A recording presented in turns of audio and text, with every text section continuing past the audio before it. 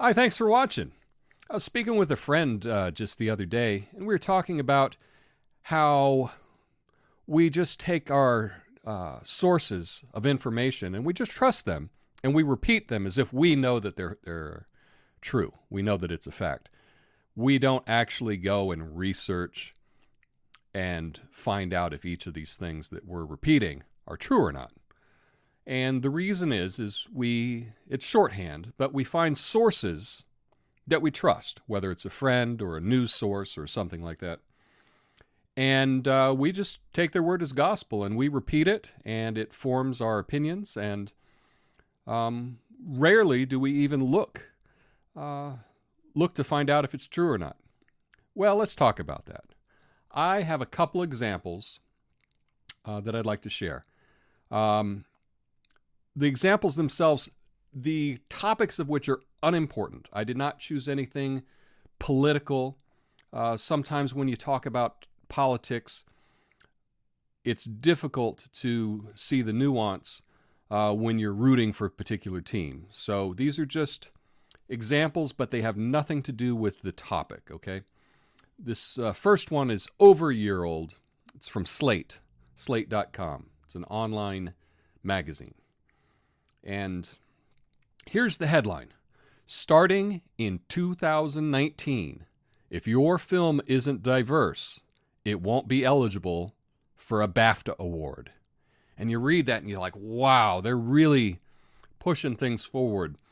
You're not eligible for any BAFTA award if you don't have diversity in your staff and crew and on-screen talent and everything. Thinking, that's quite a headline. I want to click and look at that story.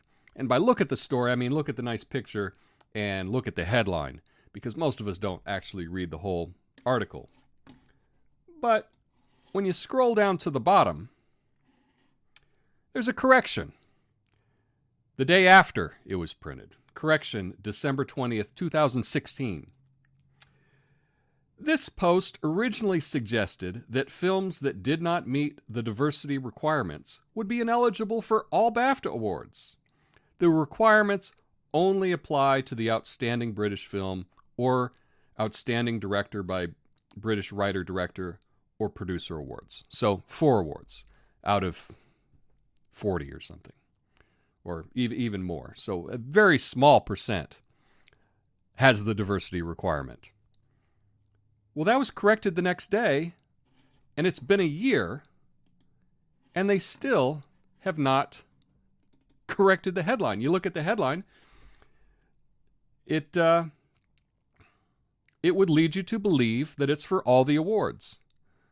Now, it wouldn't be hard to change this headline. I would change it to, one letter can change this. Starting in 2019, if your film isn't diverse, it won't be eligible for some BAFTA awards. Just throw in the word some. It's still a catchy headline. People still won't read the article, but it would be accurate and it would be truthful and it would be easy to do. And it's a wonder why Slate has not corrected this headline. It's been over a year and it doesn't look like they're going to. It's like they don't even care to be accurate at all. That's not important to them. And that's really tough to see. But this is, I'm not concerned about the content of this or BAFTA awards or BAFTA, by the way, that's the British Academy of Film and Television Arts. It's like their Oscars, I guess. And their awards, I'm not concerned with that. What I'm concerned with is this headline. And the headline is not accurate. They've corrected themselves with a little tiny thing at the bottom, and they won't even change the headline. That's terrible. That's terrible. Now, the second example that I have, this just happened for New Year's. And here's a little background. First, this is from like 3 months ago. I think that's a bad move. I'm a First Amendment absolutist. I believe in only 2 things completely, the First Amendment and boobs. And so once they made the decision that they were Wait, not did you going just to say allow a you believe in the conservative, First Amendment non-sports-related commentary. They Wait, couldn't hold do it on, either. hold on.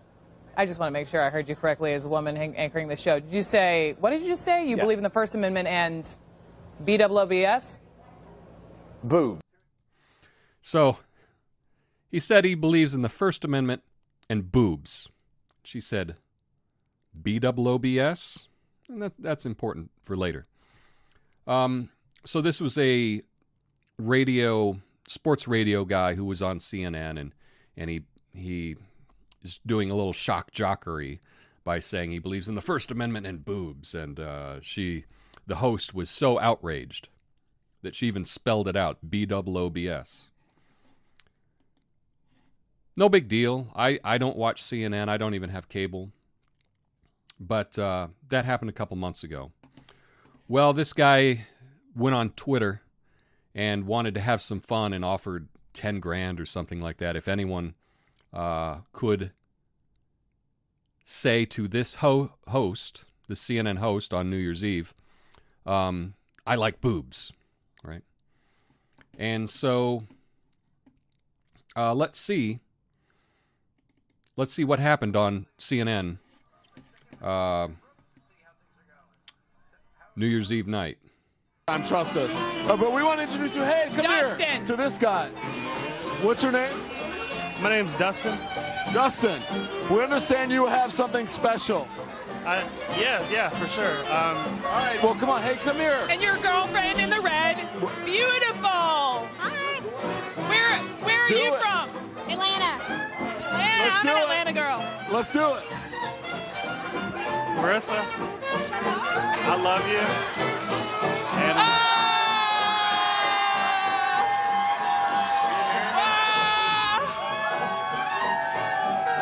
will you marry me? She said yes. She said yes. I love boobs. Beat the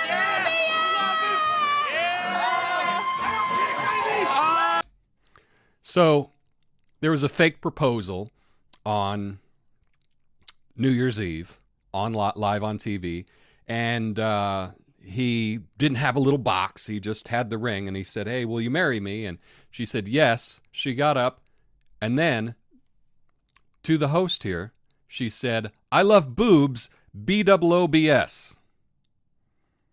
Obviously, this was a prank, right? It's clearly a prank. She knows that it's a prank. She even spelled it out like in the viral clip from a couple months prior. And so, no big deal. This went on live TV, and if that's all it was, that would be one thing. But you can go to CNN's website today, and they're promoting a video. CNN captures New Year's Eve marriage proposal. Now let's watch what happens on the CNN website. Marissa, I love you. And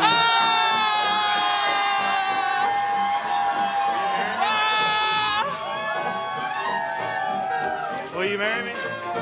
She said yes. She said yes. And just like that, it fades to black. She said yes, fade to black. And they edited out the young lady saying, I love boobs, BWOBS. And why is that important? Because they've put this on CNN as if it's a real story. CNN captures New Year's Eve marriage proposal.